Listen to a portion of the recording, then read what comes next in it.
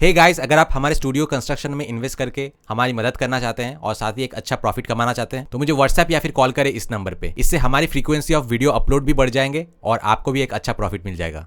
तो SRBNN47 ने comment किया है कि मुझे हमेशा से ही इंडियन कल्चर बहुत पसंद है, उनका खाना, मसाला, इंडियन ड्रेसेस और भी बहुत कुछ। एक दिन मैं इंडिया विजिट करना चाहती हूँ। तो आप सोचेंगे, आप कुछ लोग बोलेंगे कि ऐसे अब अगर यूट्यूब में देखें तो आजकल तो ऐसे कई सारे फॉरेनर्स हैं जो ये बोलते हैं कि इंडिया पसंद है, इंडिया से प्यार है, व्यूज़ पाते हैं।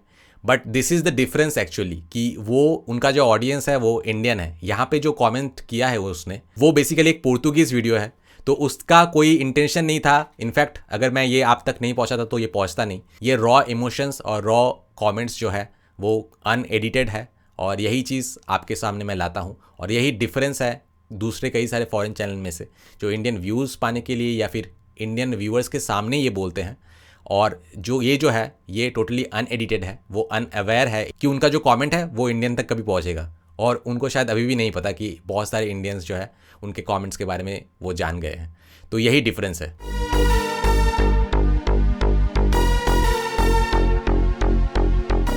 हे गाइस, तो फाइनली ये वीडियो लेके हाजिर हूँ। वीडियो है कि Portuguese media about Hare Krishna community and Hinduism. तो बेसिकली ये मैं एक वीडियो आपको दिखा रहा हूँ जो पोर्तुगीज़ मीडिया से है अबाउट हरे कृष्ण कम्युनिटी, और इसके साथ ही मैं जो कमेंट सेक्शन आपको पढ़ के सुनाऊंगा वो बेसिकली 3 वीडियो से है। वैसे तो ये मतलब बहुत दिनों से ऐसे वीडियोस जो है वो पोर्तुगीज़ मीडिया में अपलोड हो रहे हैं और ऑलमोस्ट सारे ही वीडियोस को बहुत सारे व्यूज़ मिलते हैं, विच जस्ट शोज़ कि मतलब पोर्तुगीज़ जो स्पीकिंग कंट्रीज़ है, ब्राज़ील हो गया, यहाँ पे ये जो कृष्ण कॉन्शियस मूवमेंट है वो बहुत पॉपुलर हो रहा है धीरे धीरे। और इनफैक्ट बहुत पहले से ही पॉपुलर था, ये भी मुझे जानने को मिला वीडियोस देखने के बाद। तो ये आज मैं एक वीडियोस दिखा रहा हूँ, लेकिन वीडियो के जो कमेंट सेक्शन है वो बेसिकली रिसेंट वीडियोस और पुराने वीडियोस दोनों ही वीडियोस मिला के मैंने वो कमेंट सेक्शन जो है वो प्रेजेंट किया है।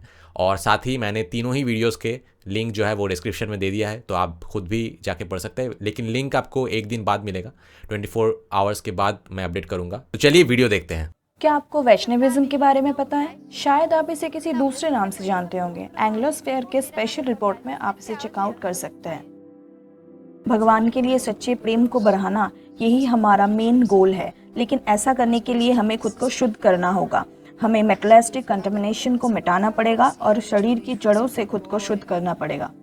हम वैदिक लिटरेचर के प्रिंसिपल को फॉलो करते हैं जो दुनिया के सबसे ओल्डेस्ट और वाइडेस्ट लिटरेचर है।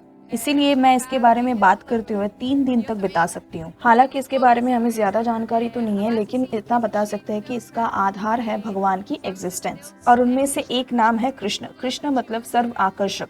तो हम हरे कृष्ण के नाम से जाने जाते हैं क्योंकि हम कई बार हरे कृष्ण का महामंत्र को गाते हैं, और यही हमारा मेन प्रैक्टिस है जिससे हम अपने आप को शुद्ध कर सकते हैं और परमेश्वर के लिए हमारा जो प्रेम है उसको बढ़ा सकते हैं। हम किसी को भी बता सकते हैं कि ये एक साइंटिफिक प्रोसेस है और साइंस एम्पिरिकली काम करता है। आपके पास थ्योरी है, आप खुद इसकी परीक्षण कर सकते हैं। तो जो कोई भी हरे कृष्ण और भगवान के सतनाम गाते हैं वो खुद इसे साबित कर सकते हैं। Mantra Hare Krishna pode provar isso. Nós somos Vaishnavas, que é uma...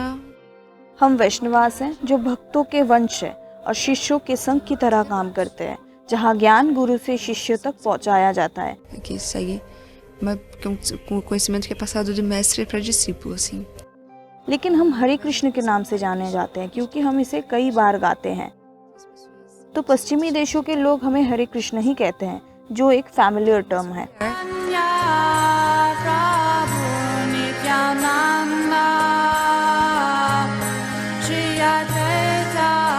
हम इस किताब के साथ मिल चुके हैं जो हमें भी एक स्ट्रीट पर मिला। एक दिन एक भक्त उन्हें बांट रहे थे तो पास में से गुजरते वक्त हमें हमारे लिए भी एक मिल गया, ठीक वैसे ही जैसे आज हम उन्हें बांट रहे हैं। O Bhagavad Gita, Bhagavad Gita और श्रीमद् भगवत के साथ साथ और भी कई महत्वपूर्ण शास्त्र हैं, लेकिन हम कहेंगे कि भगवत गीता सबसे महत्वपूर्ण है क्योंकि भगवत गीता स्वयं कृष्ण द्वारा रचे गए थे। और ये तब की बात है जब 5000 साल पहले कृष्ण अपने रूप में धरती पर आए थे और हमें भक्ति योग के बारे में बताए थे, जो भक्ति योग अब हमारा मेन अभ्यास है। Bhakti Yoga, que é yoga do serviço devocional. Yoga significa conectar-se com Deus, né? योग का अर्थ है ईश्वर से जुड़ना, और इस मेथड में हम भगवान के नाम जपते हैं। Né? O método é você cantar os nomes de Deus, assim, né? Não é mais aquela yoga da ginástica, assim, né? Isso não funciona mais nos dias de hoje. Então, जैसे कि जब हम महामंत्र हरे कृष्ण गाते हैं तो भगवान से हमारा बहुत गहरा रिश्ता जुड़ जाता है, क्योंकि भक्ति का मतलब है खुद को समर्पित करना और योग का मतलब है आत्मा से परमात्मा की मिलन।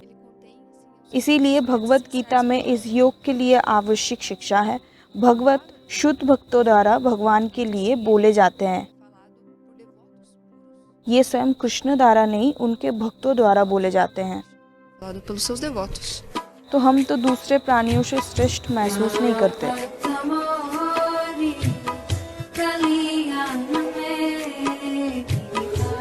तो इसी के बारे में मैं कह रहा था, डबिंग जो है वो शुरुआत में बहुत ही अच्छा था और इनफैक्ट लास्ट में भी बहुत अच्छा था, लेकिन बैकग्राउंड नॉइस तो ऑब्वियसली उसके कंट्रोल में नहीं है और इसीलिए स्टूडियो सेटअप बनाना बहुत ज़रूरी है, वरना ऐसे बहुत सारे अमेजिंग वीडियोस जो है वो क्वालिटी जो है वो उतना अच्छा नहीं होगा। A lot of such great videos will be spoiled by bad dubbing because of the background noise.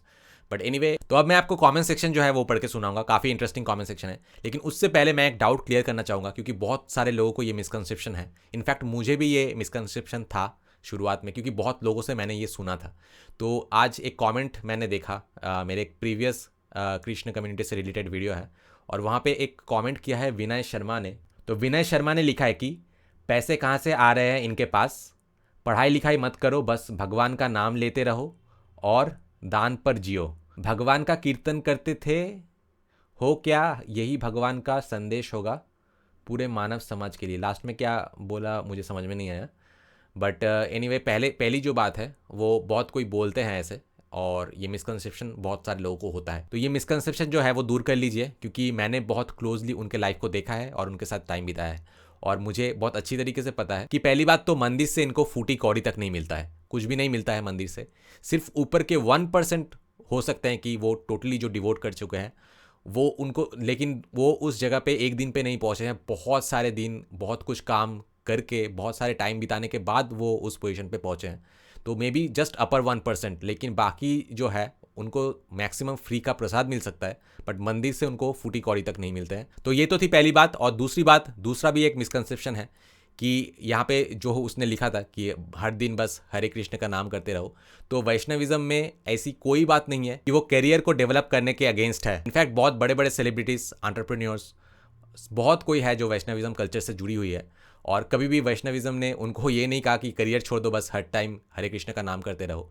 ये कभी भी वैष्णविज्म का कल्चर का पार्ट ही नहीं है। कभी भी किसी को नहीं कहा गया कि तुम काम मत करो या फिर दूसरों की सेवा मत करो या फिर अपना करियर मत बनाओ। तो ये बेसिकली कुछ मिथ्स है जो शायद हिंदुइज्म और वैष्णविज्म के हेटर्स ने फैलाए होंगे। बट एनीवे, चलिए कमेंट सेक्शन की ओर बढ़ते हैं। तो सबसे पहले जेसिका ट्रिंडेड ने लिखा है कि मैं लंदन में रहती हूँ और आज मैं बस में एक नए रूट में ट्रैवल कर रही थी और फिर वो बस एक जगह में रुक गई। सामने एक बहुत खूबसूरत हिंदू मंदिर था। मैं बस से उतर के सामने गई और पता चला कि कैसे इंडियंस वहाँ पे अर्ली मॉर्निंग आ जाते हैं। उनकी डिवोशन देख के मुझे बहुत अच्छा लगा और मैं बस यही सोच रही थी कि मन में प्रेजुडिस उन्हीं लोगों के होते हैं जो अपनी छोटी सी सोच और छोटी सी जगह के दायरे से बाहर नहीं निकल पाते। कैथोलिक्स होकर हिंदुइज्म को जज करना सबसे बड़ी बेवकूफ़ी है। वो ये नहीं समझ पाते हैं कि अगर वो वहाँ पे जन्म लेते तो वो भी हिंदू होते। अब ये हमारी चॉइस है इसको पहचानना कि कौन सा रास्ता हमारे दिल के ज़्यादा करीब है। आज वो मंदिर देख के उनके लिए मेरी इज्जत कई गुना ज्यादा बढ़ गई और इसीलिए उनके बारे में मुझे और भी जानने की इच्छा हुई और इसीलिए मैं उनसे जुड़ी इन्फॉर्मेशन सर्च कर रहा था और तभी मुझे ये वीडियो मिली। मैं आप लोगों को एक एडवाइस देना चाहती हूँ, दुनिया में ट्रैवल कीजिए। इससे आपकी संवेदनशीलता और आपका ज्ञान बढ़ेगा और आपके अंदर जो प्रेजुडिसेस है वो गायब हो जाएंगे। उसके बाद सोकरा माँ ने लिखा है कि excellent work and research, highest level of knowledge. आपको और आपकी टीम को बहुत कॉन्ग्रेचुलेशंस कि आपने इंसानियत के बारे में हमें ये ज्ञान दिया। इस ज्ञान के उजाले से हमारे अंदर के सारे प्रेजुडिसेस और इग्नोरेंस की अंधेरे जो है वो मिट जाएंगे। थेओ नाकामुरा ने लिखा है कि ये कितनी अच्छी बात है, उसने खुद को किसी दूसरे से सुपीरियर ना समझने की सलाह दी है। उसके बाद रेई ने लिखा है कि मैंने भगवत गीता खरीदी है, धन्यवाद प्रभु, आपके शब्द को एक बार फिर से जानने का मौका मिला। उसके बाद फाबियो के सूजा ने लिखा है कि भारतीय मुद्रा में खरगोश के गेस्चर का मतलब क्या है। उसके बाद जूनियर फेल्काओ ने लिखा है कि मैं हिंदू बनना चाहिए, लेकिन मेरे कुछ सवाल है। क्या इस कम्युनिटी के लोग क्रिश्चियनिटी के खिलाफ है? क्या कृष्ण कम्युनिटी मटेरियलिस्टिक है? आप भगवान गणेश और लक्ष्मी के बारे में क्या सोचते हैं? मैं बहुत अप्रिशिएट करूंगी अगर मुझे कमेंट सेक्शन में रिप्लाई करके कोई ये समझाए। उसके बाद टारकाइसियो वियरा ने लिखा है कि हमारे रिलीजियंस में काफ़ी सारे सिमिलैरिटीज़ है। It's too bad that ignorance doesn't let us see. उसके बाद SRBNN47 ने लिखा है कि मुझे हमेशा से ही इंडियन कल्चर बहुत पसंद है, उनका खाना, मसाला, इंडियन ड्रेसेस और भी बहुत कुछ। एक दिन मैं इंडिया विजिट करना चाहती हूँ। उसके बाद हिल्डा नोब्रे एक्योली ने लिखा है कि असली रिलीजन वही होता है जो आपके दिल में शांति और सुकून दे। नमस्ते। उसके बाद वाल्व ब्लॉग ने लिखा है कि वीडियो बहुत पसंद आई, मुझे बहुत अच्छा लगा हिंदुइज्म के बारे में सुन के। उसके बाद क्लारा आना ने लिखा है कि वीडियो बहुत अच्छा लगा, इसी साल मैंने रियलाइज़ किया कि मैं अंदर से हमेशा से ही एक हिंदू थी। हिंदुइज्म इज़ वंडरफुल और मुझे गर्व है हिंदू होने पे। तो आज के लिए बस इतना ही, मिलता है आपसे नेक्स्ट वीडियो में। Till then good bye.